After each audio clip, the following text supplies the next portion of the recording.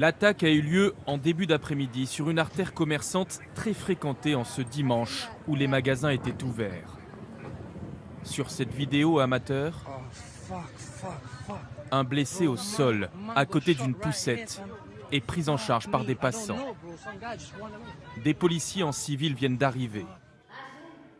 L'assaillant est abattu devant une pharmacie. Il vient de poignarder plusieurs personnes. Ces autres policiers s'avancent alors vers son corps, puis reculent après avoir aperçu ce qui pourrait être un engin explosif.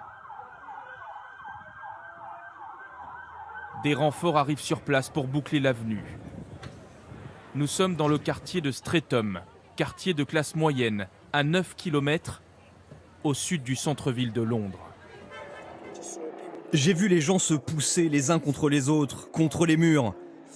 Il y avait des hurlements, tout le monde a couru et j'ai vu une personne tomber au sol, recouverte de sang.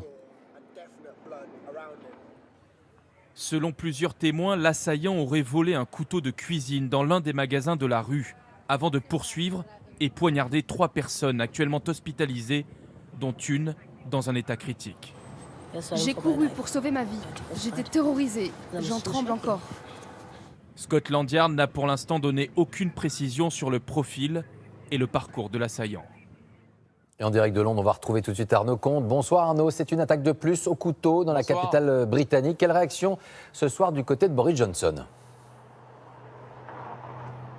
Alors dans un premier temps, première information, Scotland Yard considère cet incident comme un incident terroriste et Boris Johnson a évidemment réagi en apportant son soutien aux victimes. Lui qui sait que la polémique va rejaillir 2 mois à peine après une précédente attaque, déjà rappelez-vous celle du London Bridge commis par un terroriste qui avait été libéré après quelques années de prison seulement. Et un plan d'action est d'ailleurs dans les tuyaux. Boris Johnson souhaite que les terroristes ne puissent pas être libérés avant 14 années de prison, que des détecteurs de mensonges soient utilisés pour leur surveillance. Et il a notamment annoncé que le budget de la lutte antiterroriste allait être considérablement augmenté pour les 2 prochaines années. Merci beaucoup Arnaud.